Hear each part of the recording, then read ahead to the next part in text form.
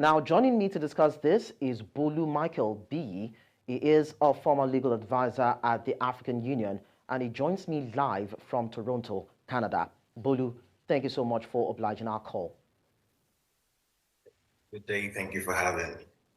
Now, Tantawi is the first declared candidate for the ballot, expected next spring, and he's already receiving alleged threats.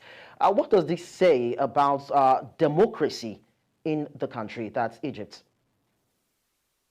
All right. Well, I'm not going to be too quick to accept, take hook like and sinker, the allegations that Tontawi has brought forward against the incumbent government. Because if we look further down into Egypt's recent history, anytime it's close to election time, when it's election time, it's all this same thing comes up all the time. We saw it 12 years ago, we saw it 5 years ago, and it's election season again. The coalition opposition or whatever opposition is running against the incumbent always comes up with these allegations, and it should be investigated. And the question is, did President Al-Sisi or any of his top officials order the arrest of this person or their disappearance? He who asserts must prove. He who must come with equity must come with clean hands. Nobody can just wake up and say, "Oh, this and this is going on." There has to be proof, and also the other side has a presumption of innocence until they are proven guilty. His allegation is not tantamount to conviction. And if a candidate that is running for office is already calling foul before the blowing of the whistle, it says a lot about the political character of such candidate. So I wouldn't take I'll just take his allegations lightly because it happens every time during election season in Egypt. Well, we'll get back to that, Bolu. But then President Abdel Fattah al-Sisi, who is a former army chief, is widely expected to run for re-election next year. Now, he has been president since 2014. What do you make of the longevity of Israel in power in the country? Yeah, it's not about how long, but how well. Compare when we look at where Egypt is coming from and where they are now, it seems as though democracy is working for them well in Egypt. It's President Al-Sisi is one of the presidents that I rank highly or rate highly in Africa. This is a president that has touched every sector of Egypt's economy. Is it agriculture? He has moved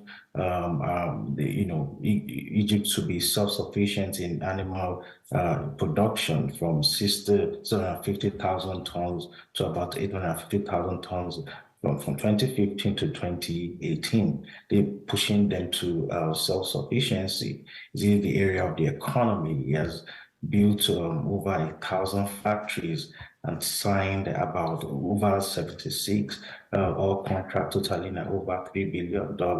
It's in the area of education.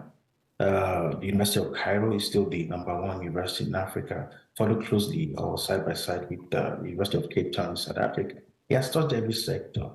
Is it healthcare? 110 hospitals, new hospitals in Egypt, rehabilitating over 3,000 of them. Yeah, Egypt has treated more cases, 4 times more cases of C virus than any other country in the world. Is it the rule of law that we want to talk about? This is a president that's moved Egypt almost 40 places up the anti-corruption index. So democracy is working in Egypt. And if this is all he can record, these are the things he's recording within the space of 14 since the time since 2014 when he got into office, then why not? I have no reservations about him continuing. You see, when leaders do well, people will continually want them to stay in office. When he ran the first time, he had about 97% of the vote, not 57, not 67, 97. And he did so the second time, is about, they say, about 97% again. Usually when leaders run, by the second time, their popularity drops. But Al-Sisi has been able to maintain his rating over time. First term, second term, still, if statistics is to go by, then he has every reason to, Egyptians have every reason to keep him in office. Okay, let's go back to the issue of allegations by Tantawi, saying that government needs to do more in terms of attacks and arrests, unwanted arrests of his supporters and teams. And I'd like to just intimate you with this. The Egyptian Front for Human Rights and Emergency Courts said that there's been an extension of a detention of one of Tantawi's supporters. And he was actually detained on August 30, and his name is Amir Ali Atia. He was accused of terrorism and spreading false information. And it was also said that two other members of Tantawi camps were also detained and arrested on September 4. And also, there's another allegation that is coming from the Egyptian Initiative for Personal Rights, saying that they are going to be withdrawing a national dialogue which was launched. And they said that this is due to the fact that one of its participants, that is also a supporter of Tantawi, was also accosted and arrested. So it's not as though as Tantawi is making claims that cannot be verified. These are other sources saying that there have been attacks on opposition, so those who are in support of opposing, or those who are also contesting with the current president. So when we have issues like this, don't you think it will be only wise for us to look at it objectively and deal with the issue of clampdowns on those who are also willing to exercise their franchise democratically?